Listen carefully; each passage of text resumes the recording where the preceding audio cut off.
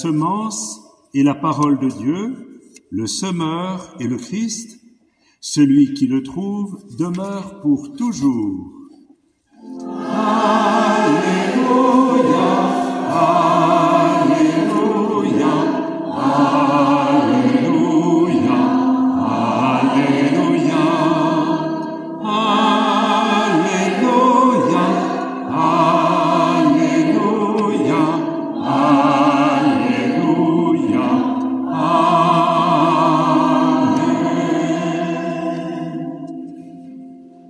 Le Seigneur soit avec vous. Évangile de Jésus-Christ selon saint Marc. En ce temps-là, parlant à la foule, Jésus disait : « Il en est du règne de Dieu comme d'un homme qui jette en terre la semence.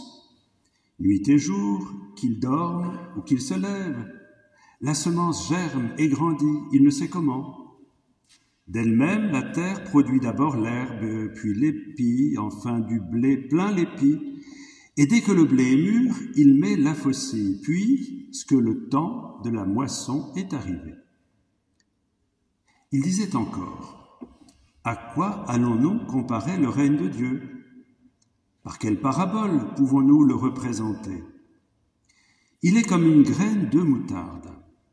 Quand on la sème en terre, elle est la plus petite de toutes les semences, mais quand on l'a semée, elle grandit et dépasse toutes les plantes potagères, et elle étend de longues branches, si bien que les oiseaux du ciel peuvent faire leur nid à son ombre. » Par de nombreuses paraboles semblables, Jésus leur annonçait la parole dans la mesure où ils étaient capables de l'entendre. Il ne leur disait rien sans parabole, mais il expliquait tout à ses disciples en particulier. Acclamons la parole de Dieu. Louange à toi, Seigneur Jésus.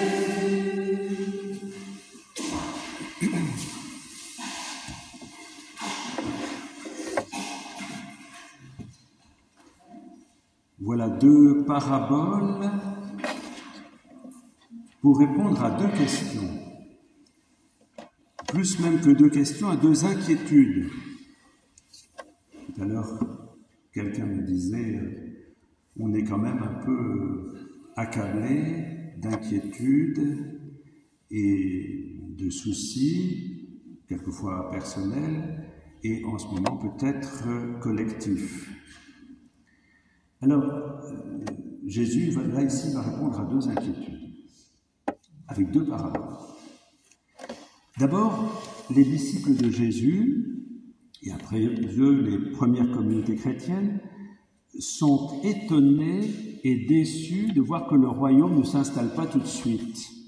D'ailleurs, vous avez remarqué, la dernière parole que les disciples vont dire à Jésus avant l'ascension, qu'est-ce que c'est ? Quand vas-tu ? Est-ce que c'est maintenant que tu vas installer le royaume ?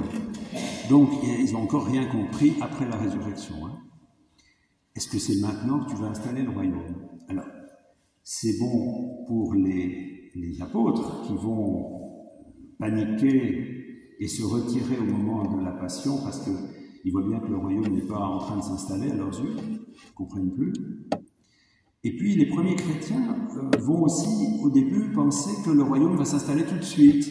Et d'ailleurs Paul les appelle à travailler parce que comme le royaume arrive, ils ne font plus rien. Ils ne travaillent plus, ils ne font plus rien.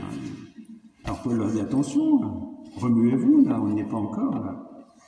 Et puis, petit à petit, il va y avoir des persécutions. Alors non seulement le royaume n'arrive pas, mais il y a des persécutions qui arrivent.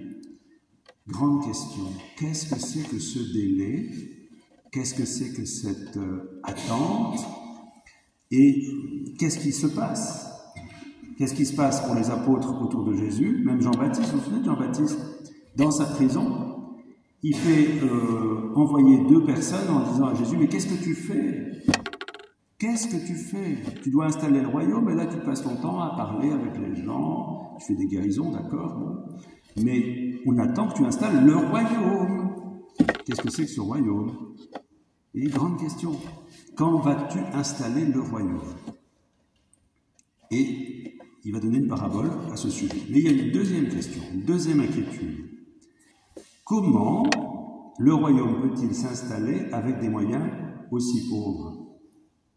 Jésus a eu une vie assez courte, on dit 33 ans, 2 à 3 ans de ministère actif, dans un petit pays. C'est pas l'Empire, c'est pas avec des actions très limitées. Comment le royaume peut-il s'installer à partir de choses apparemment si faibles? Et puis après, c'est une bande de gueux, de pauvres apôtres, des gens simples, des pêcheurs, voilà, qui vont être envoyés, un groupe quand même relativement très modeste, en face d'un empire. Mais qu'est-ce que c'est que ces moyens? Deuxième question, pourquoi il ne se passe rien et comment avec des moyens aussi faibles il peut se passer quelque chose? Vous voyez, c'est quand même les grosses questions, et on peut toujours se poser les mêmes questions. Que se passe-t-il dans ce monde et qui sommes-nous pour que ça change? Et comment? Alors, Jésus donne 2 réponses avec ces 2 paraboles. La première, c'est la question du temps. Voilà, une fois que la parole est semée, il faut du temps. Rien ne se fait dans l'urgence. Rien ne se fait dans l'urgence. Ça peut résonner un peu en ce moment avec la politique, n'est-ce pas? C'est les choses sérieuses, les choses solides demandent du temps. Il faut que ça s'intériorise, il faut que ça se creuse, il faut que ça se mûrisse. Et Jésus, prend le temps avec nous. Je me souviens un évêque de Soissons, qui il y a pas mal d'années déjà, Monseigneur Herriot, nous étions en réunion un matin, et puis il nous dit, nous étions en train de préparer le conseil presbytéral à Soissons. Et il dit, vous savez, c'est un homme très brave, très sympathique, le père Herriot. Et il dit, il y a une oraison que j'aime beaucoup, c'est l'oraison de la messe de ce matin, qui dit, Dieu qui donne la preuve suprême de ta puissance lorsque tu patientes et prends pitié. La patience de Dieu, le temps qui est donné pour que les choses s'enracinent, grandissent, se multiplient. Il faut du temps. Dans nos vies, c'est pareil. On faisait un bilan avec le conseil épiscopal hier, et puis moi je ne suis que depuis même pas 1 an au conseil épiscopal. Et puis, pendant qu'on avait un temps de silence pour préparer, je me suis remis 50 ans en arrière, et je me suis dit, qu'est-ce qui s'est passé tous les 10 ans? 79, 89, 99, 2009, 2019. Et c'est ce que j'ai dit. J'ai dit, non, moi je ne veux pas faire sur 9 mois, je vous fais le bilan sur 50 ans. Ils ont été un peu surpris, ils ont dit, ça va durer toute la journée. Il faut du temps. Il faut de la maturation. Il faut du temps. Et c'est ce que le Seigneur dit. Il a dit, ne vous inquiétez pas. Dieu travaille dans cet apparent silence de nos vies, du monde. Dieu travaille. Le royaume fait son œuvre. La parole fait son œuvre. Ne vous inquiétez pas. Ne vous inquiétez pas. N'ayez pas peur. Le Seigneur travaille. Et il nous demande de nous appuyer sur lui avec confiance. Bon. Ensuite, la pauvreté des moyens. On pense peut-être qu'il faut de grands moyens pour la venue du royaume. Eh bien, si vous regardez la vie de Jésus, il naît, on le dépose dans une mangeoire, il est dans un petit village, perdu, il devient charpentier, il part avec une bande là pour annoncer la parole, ils sont sur les routes, ils marchent, ils rencontrent des gens, puis finalement ça marche si bien qu'il se fait arrêter et crucifier. Mais oui, le royaume passe par des choses à travers la vie de Jésus qui ne sont pas triomphantes. C'est humble, et c'est dans cette humilité que l'œuvre de Dieu va se faire, que le royaume va advenir à travers la puissance de la résurrection qui est mise en œuvre par le Père et par la vie de l'Esprit. Vous voyez, les moyens, ils sont faibles, mais dès le début du christianisme, on ne peut pas faire plus faible, plus pauvre. Apparemment, à côté de la puissance d'un César, tout ça. Mais qu'est-ce que c'est que ça? Ce Jésus, là-bas en Palestine, qu'est-ce que c'est? Et pourtant, c'est à travers cette pauvreté que le monde se renverse et que les cœurs vont être transformés. Et César, qui invoque encore César aujourd'hui? Ça vous arrive le matin de dire « Oh bon César, viens à notre aide ». Je ne crois pas. Ou alors vous êtes un peu zinzin. Mais non. La puissance du Christ peut se déployer dans toutes nos vies. Et ça passe par la simplicité de nos vies, par les pauvres moyens, et par notre vie la plus quotidienne, par nos engagements les plus humains. Le temps et l'espace, l'incarnation, ça passe par là, la venue du royaume, et c'est certain, le Christ nous a assuré que le royaume arriverait à travers la confiance. L'œuvre de Dieu, c'est de croire en celui qui œuvre, c'est-à-dire lui. Donc, la confiance et la patience, peut-être ce ne sont pas des vertus que nous développons beaucoup. Et peut-être dans le monde où on zappe d'un truc à l'autre, où on passe d'un article à un autre à travers nos téléphones et autres, on n'est pas habitué à la patience. Et pourtant, c'est à travers cette patience et cette durée et cette fidélité que le royaume va s'installer. Confiance en celui qui œuvre, patience.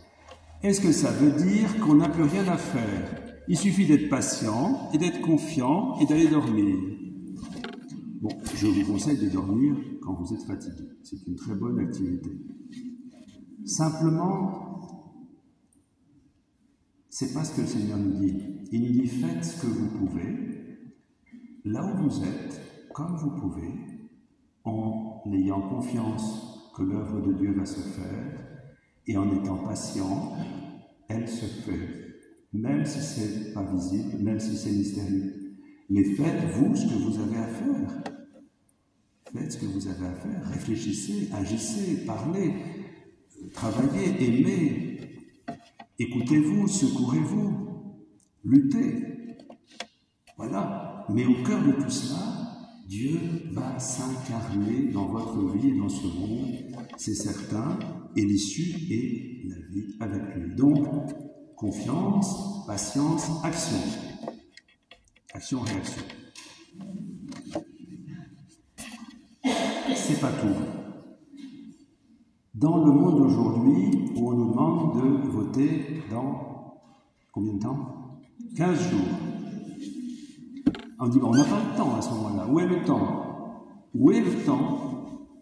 Puisque Dieu travaille dans le temps. Eh bien, le temps, comme je dis tout à l'heure, il est le temps d'aujourd'hui, mais il est aussi le temps qui s'est passé. On peut réfléchir à ce qui s'est passé dans le monde depuis 80 ans. On peut écouter, on peut se renseigner, on peut s'intérioriser. Et même si le temps est court pour une action civique, rien ne nous empêche de réfléchir à la vie du monde qui vient de se passer ou qui s'est passé dans la longue durée pour réfléchir aux enjeux. Rien ne nous oblige à être pris par l'urgence. Donc je m'invite à prendre ces 15 jours comme un temps de méditation, d'attention et de réflexion sur les enjeux du monde. À ce moment-là, on ne se laisse pas prendre par l'urgence et par l'inquiétude et par l'agitation, mais on rentre en soi-même et puis on peut parler avec les autres pour voir mais quels sont les véritables enjeux. Faire mémoire, être attentif, comprendre ce qui se passe. C'est un grand appel au discernement. Un grand appel au discernement. Et que le Seigneur nous donne de vivre ce temps dans la confiance, dans la patience, dans l'action et dans le discernement. Si on prend ces éléments, là où nous sommes, nous pouvons être un facteur de vie pour le monde et nous pouvons faire advenir le règne